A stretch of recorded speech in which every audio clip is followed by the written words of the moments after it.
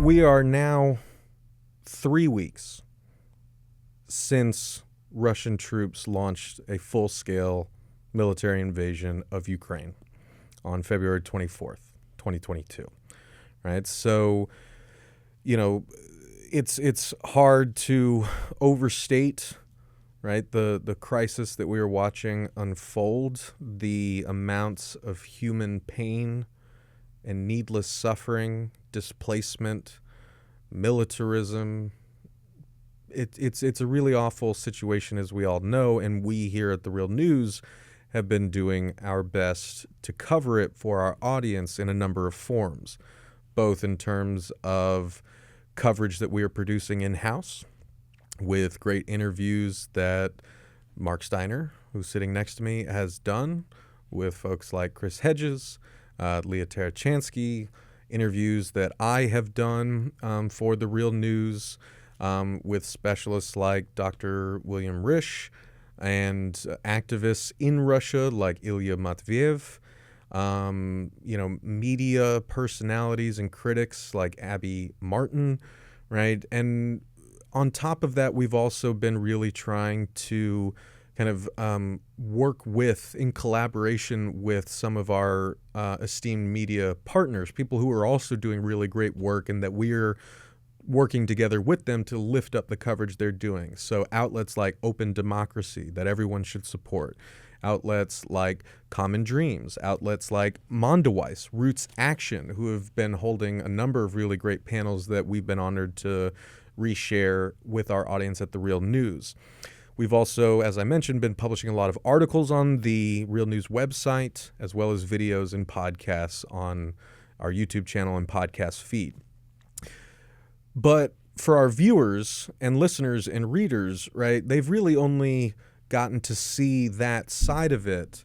They haven't necessarily gotten to hear us here at The Real News talk amongst ourselves about how we are trying to serve the people and fulfill our political and editorial mission in these dark times, how our coverage of the war in Ukraine connects to all the other important coverage that we do here on a weekly basis, where we feel we are fulfilling our mission and where we really need to do better, right? I mean, we want to and do listen to our audience's feedback. We want to make sure that we're providing coverage that is principled, that is honest, that is critical, and that answers the questions that our audience has. And so we wanted to take this opportunity to get some of our folks together to sort of have an internal, open, frank discussion about where we are at this moment, how we feel about the coverage that we've been doing, and how we hope folks out there are receiving it, where we think we can do better, what issues we think are really important to cover, especially for an independent media outlet like ours with limited capacities, but we're doing our best. So that's really what we're here to do.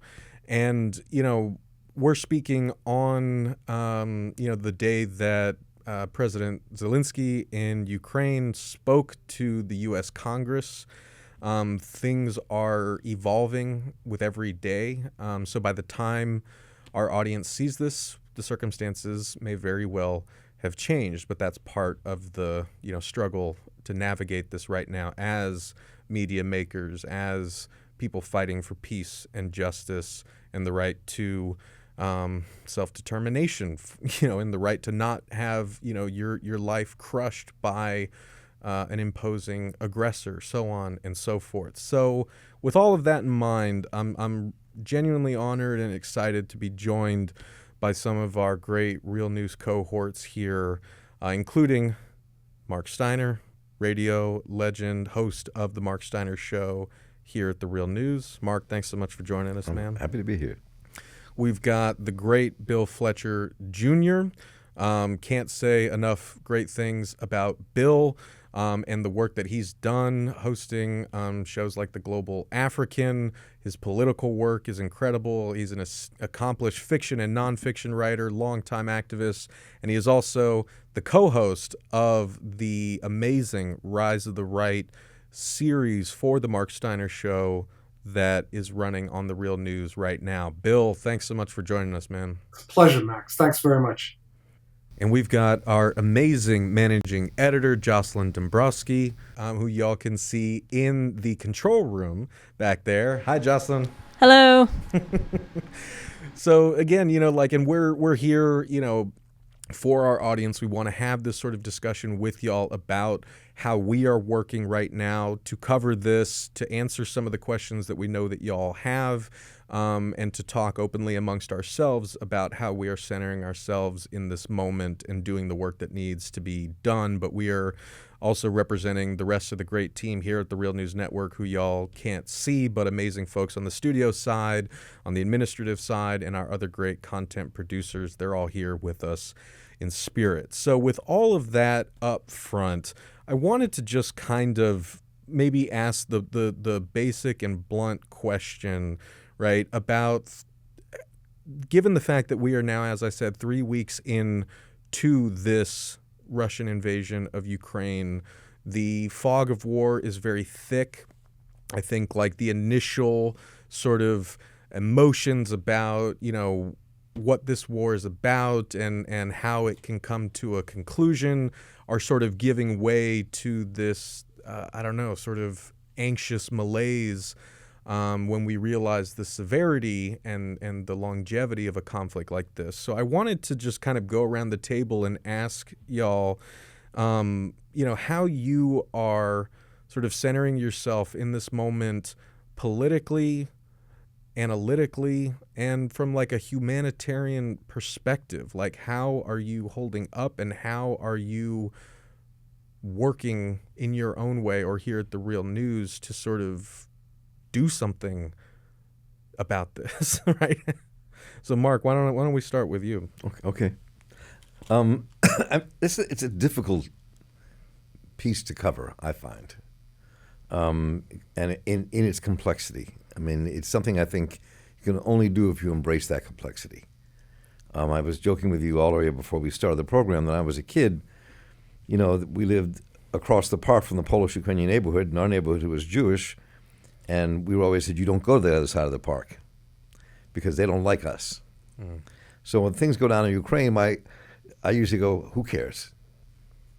Just as a visceral reaction, But the reality is that all the contradictions that are happening inside of capitalism, all the contradictions happening on the planet at this moment are happening through the Ukraine. Partially because we're so Eurocentric, so it's happening there. Partially because it leads us to a potentially very dangerous situation internationally, this war in Ukraine.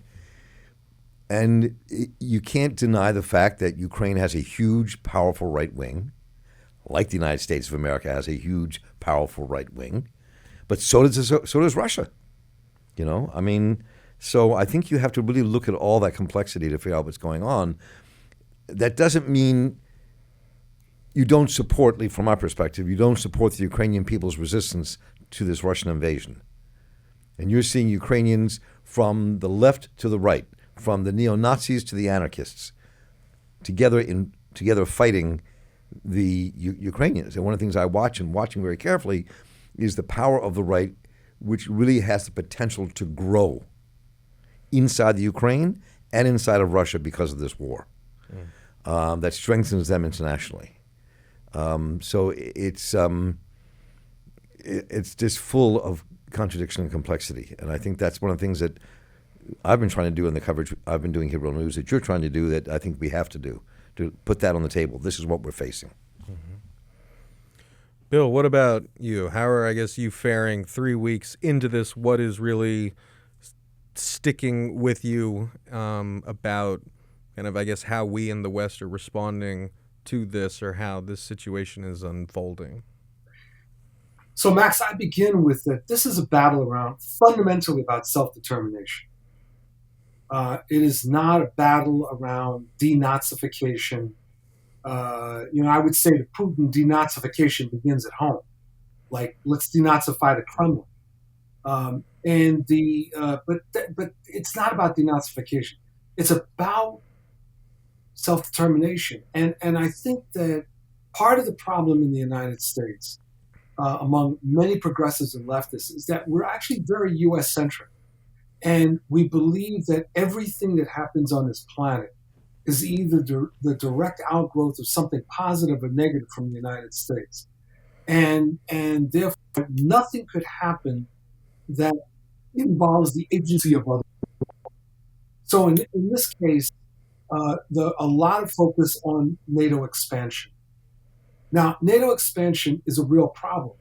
At the end of the Cold War, in my opinion, NATO should have been dissolved, but it wasn't.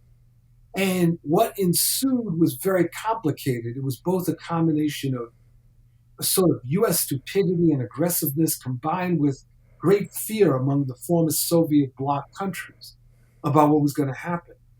And I guess the bottom line is this, Max, that if you don't have a sense of history, you can't make any sense out of what's happening over there.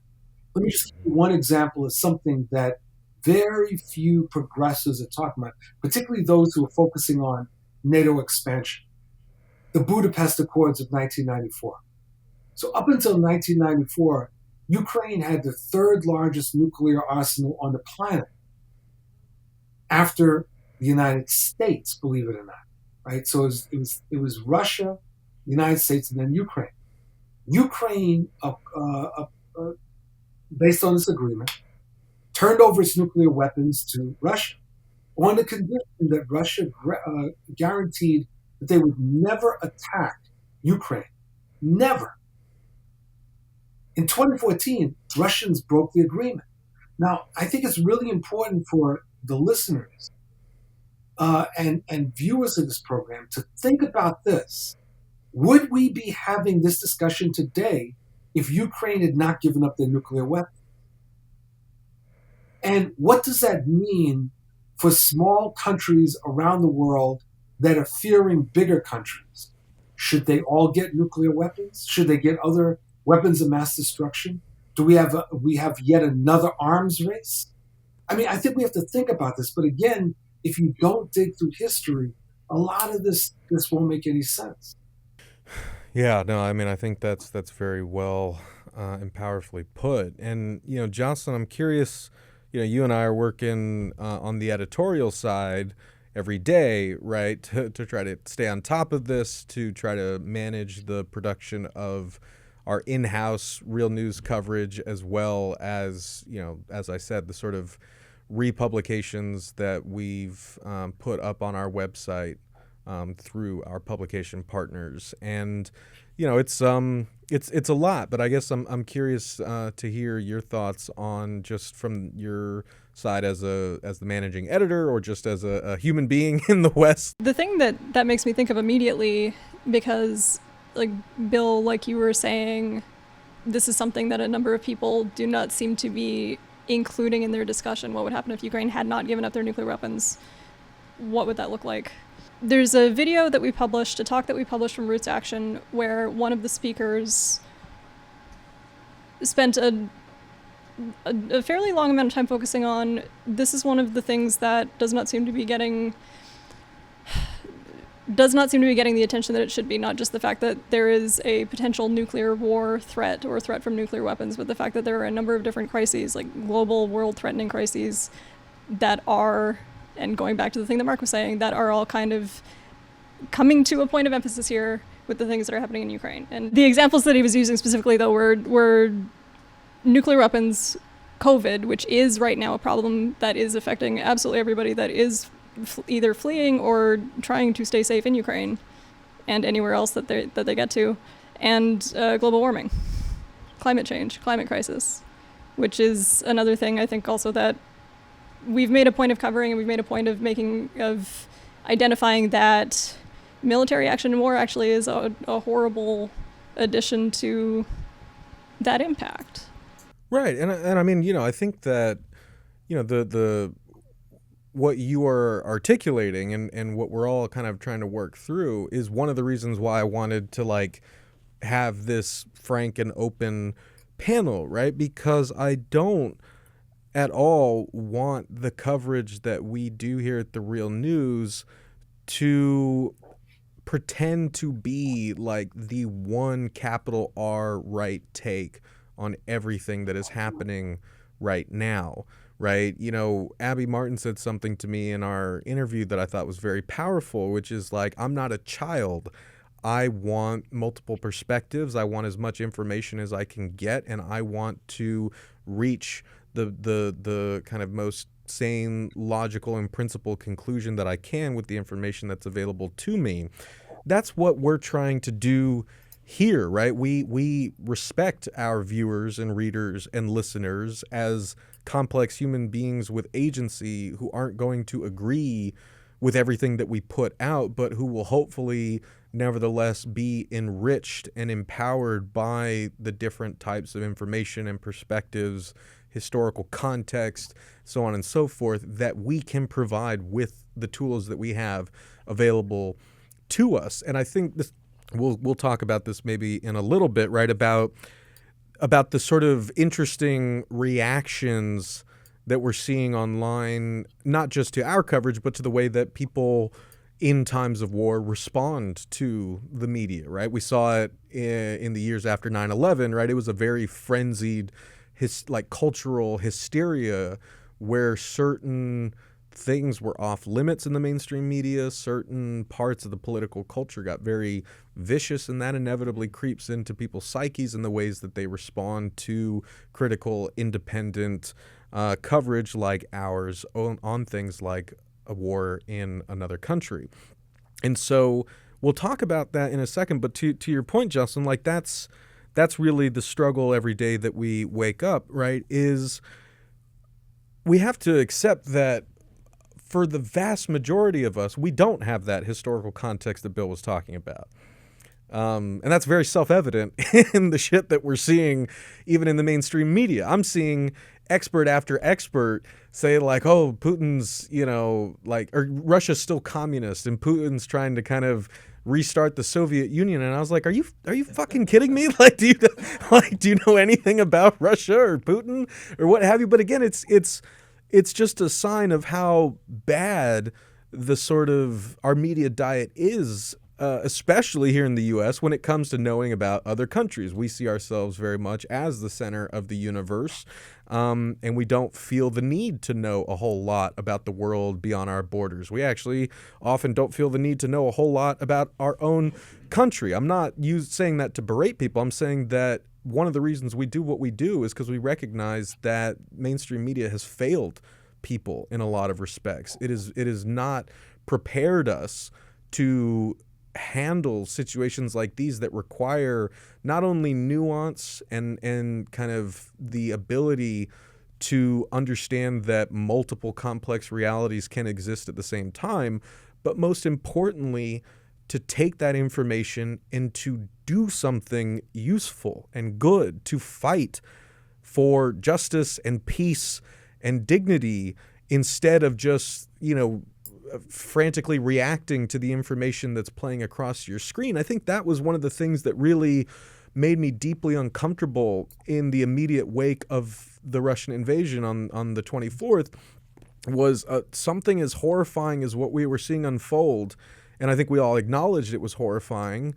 What it ultimately prompted was this sort of furious activity in the realm of discourse. It was a battle to post. It was a battle to respond. It was a battle to emote how we were feeling, who was at fault, to debate, what the right take was on it. I'm not saying that's not in some realm important or that it's not inevitable. Of course it is. That discourse is part of the political realm, but it was very uncomfortable for me to see that in this moment when our gut human response should have been, this is awful, we need to do whatever we can to stop this. We're not over there doing the fighting. What we can do is put pressure on our government, our elected officials to band together with labor groups, environmental groups, social justice groups to apply some pressure to demand that world leaders build some sort of runway for peace and put an end to the horror that we were watching unfold. And that was not the response.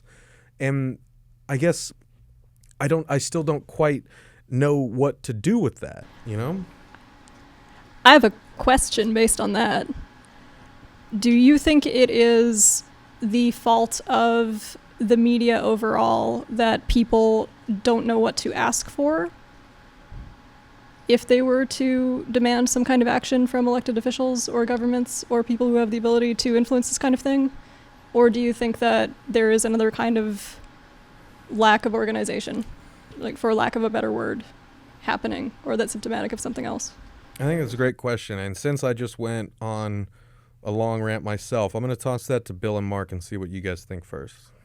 I think that it's much bigger than what the media is saying or how it's framing.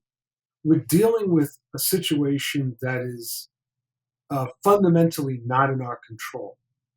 The government of a sovereign country launched a war of aggression against another sovereign country. And so the question is, even if you focus on how NATO contributed to this and the United States, at the end of the day, Putin invaded Ukraine. And in fact, made it clear in his speech, in the face of logic, he ended up focusing on Ukraine not having a right to exist. So when you have a situation like that, it's not surprising that people are unclear. How do we respond? What's the appropriate response, particularly if you don't want a nuclear war, if you don't want U.S. troops directly involved? What do you do?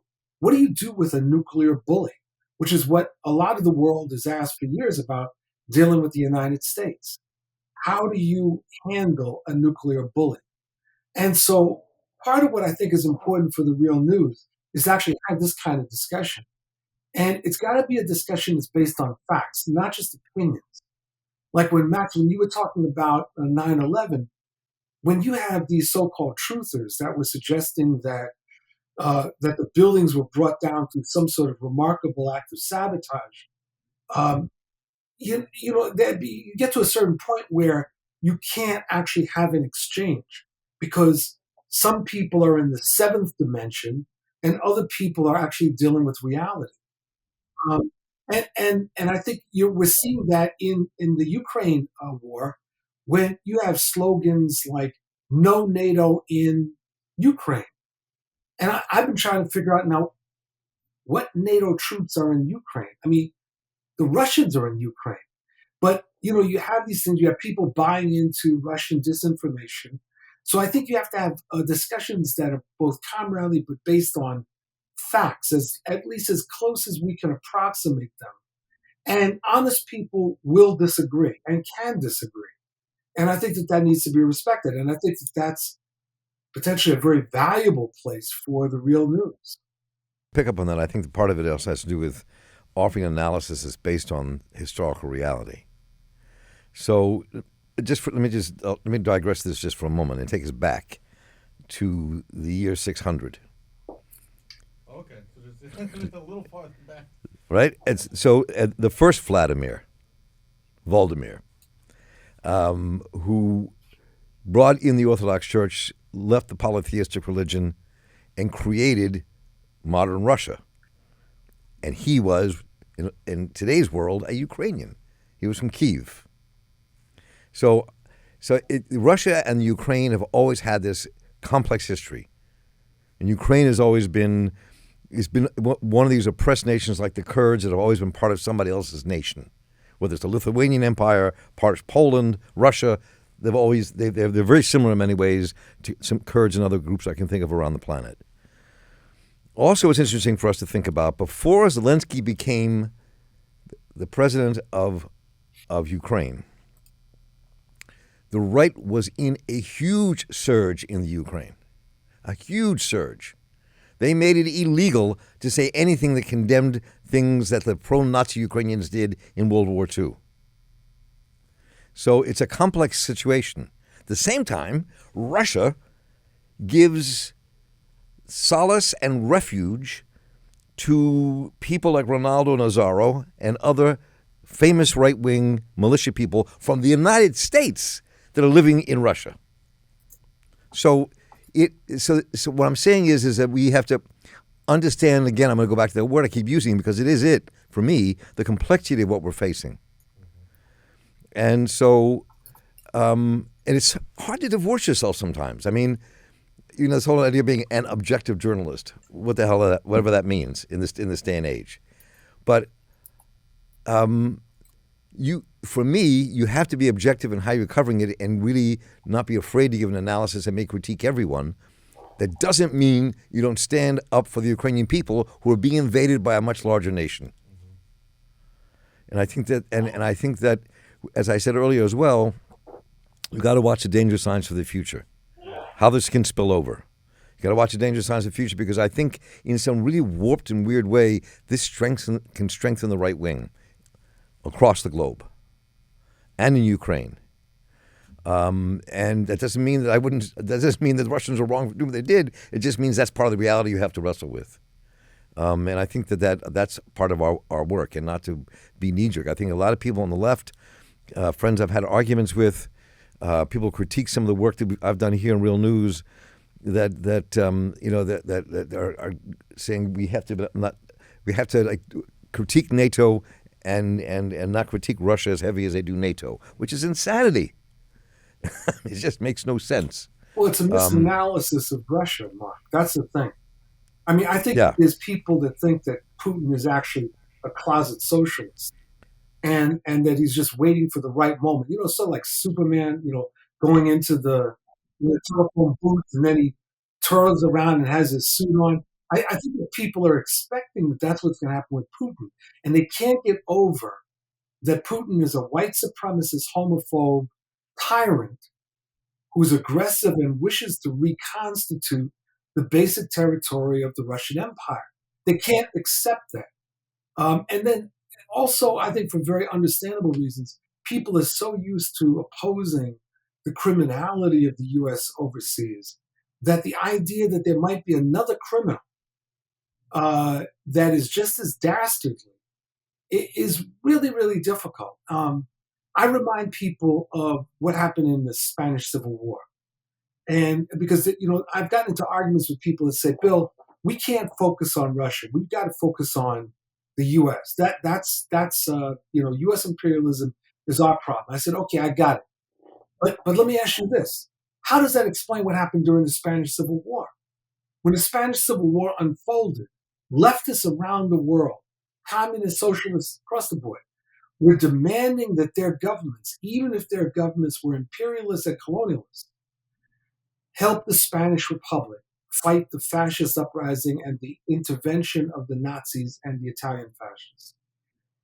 So despite living in an imperialist country, and in the U.S. in the 1930s was, creating a lot of problems for Latin America and the Caribbean, among other places, and yet people like Paul Robeson and Langston Hughes, that we've got to support the Spanish Republic, even though the Spanish Republic had not gotten rid of Spanish colonies in Africa. They were still saying, we've got to support them.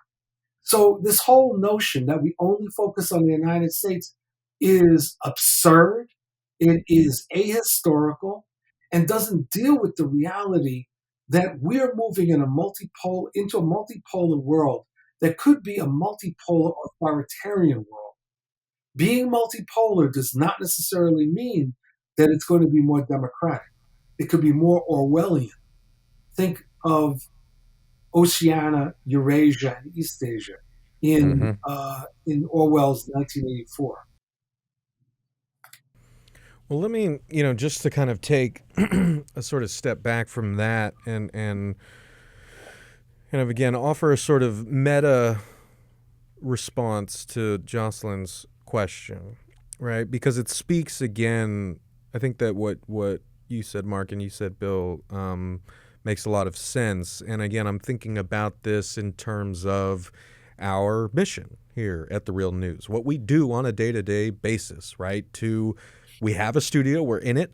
We have an amazing team of folks. Even if we're small and scrappy, we do, I think, a lot of important work, not just to cover the war in Ukraine, but, we cover so much, and we try to cover as much as we can in as much depth as we can, with as much love and humanity and truth and principle as we can, whether that be my interviews with workers about labor struggles, Stephen Janis and Taya Graham every week talking to folks who are oppressed by our police industrial complex, Eddie Conway and now co-host Mansa Musa, who look at the violence and victims of the prison industrial complex. Jessel Noor right now is working his butt off reporting on the assault on voting rights around the country and the organizers on the ground who are trying to stop the bleeding and defend what is left of democracy, to say nothing again of all the great freelance contributors and correspondents that we have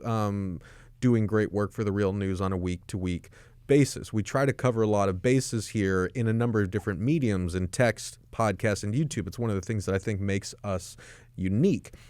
But, you know, I think that these past 3 weeks have really reminded me, perhaps more than ever before, right, what the limits are to what our role is as a media operation, where we need to have the humility to recognize that we are one part of a larger political ecosystem.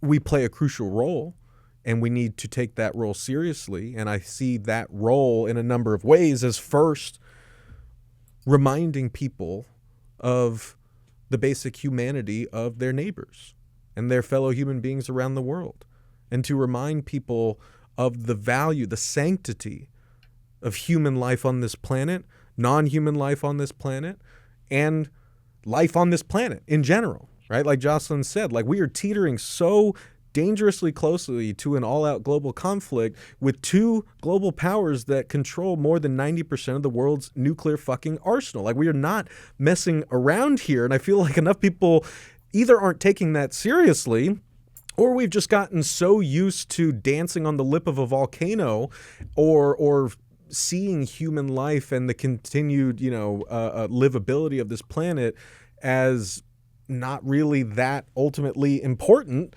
that, that we have to fight against that. We have to use media however we can to shake people out of that apathy, to shake people out of that distance that we have from the pain and suffering and value of one another's lives. I think that is first and foremost, what our role as media makers is. But on top of that, as you all have said, as I think we all agree, it is our duty to inform and activate the public, right? To use media in its etymology means the middle ground, the connector, the thing that connects that which is disconnected. And so what we are trying to do is connect people in the West, people in Canada, people in the U.S. We have a lot of English-speaking audiences, but not exclusively, right? But we're trying to connect people here to voices, perspectives, and information that they may not be getting on social media, on mainstream media, yada, yada, yada. But here's where my actual point is, right, about the sort of meta purpose of what we're doing is, it's not, informing is not an end of it in and of itself. And I feel like that's where maybe the commonality between our collective dissatisfaction and discomfort with the Western response, especially from the left, has been. And this isn't a broad statement. I'm just saying this is something I'm seeing more, and it's making me increasingly uncomfortable, where, again, the rush to inform, the rush to have information is important when war breaks out. We're all trying to figure out what's going on, how we got here, what the big forces at work are, so on and so forth. What happened, though, is that we kind of formed in our discourse a sort of airlocked barrier where information and response was kind of the end-all be-all of what we were expecting of ourselves and what we were expecting of other people. That's where, my discomfort with what Bill was talking about, on the left, immediately when war broke out, it was a back and forth debate of who's more at fault for this. Is it U.S. and NATO, or is it Russia? And I guess my response was knowing that is important, discussing that is important, but my priority is stopping this. I am seeing something horrifying happen, and we should all be doing what we can to help those who are being hurt by this, and to try to do what we can in our own spheres to make peace and an end to, and get the Russians the fuck out of Ukraine, and stop kind of playing this brinksmanship. We should be trying to do what we can to make that more possible. And it seemed like that was the missing next step. And it was more about, with the information that I have, do I have the correct analysis of who's more at fault here? And then that's it, right? You know, that's kind of the end of the discussion. And I think like that's where, again, our mission really is to provide the information, the voices, the context that we can, but to ultimately invite people and encourage people to use that in some way to put an end to this horror. Does that make sense? As in knowing the information is not a form of activism by itself. Yeah. Yeah, it's not, you know, an end in itself. And again, I think like that's just becoming a little clearer as things go on, right? Because we have lost those engines of civic engagement through which we could band together with other parts of civil society and apply that sort of pressure that political leaders have to respond to. Like those have atrophied for so long, and we need to build those kind of connections between the labor movement, right? The ILWU, the longshore workers, like they thought about and have talked about like not unloading ships that are carrying, you know, Russian arms, just like they did to protest apartheid in South Africa, right? I mean, like workers do have a lot of power here if they choose to use it. The environmental movement is very opposed to this war, but again, we need to build those sorts of connections between them.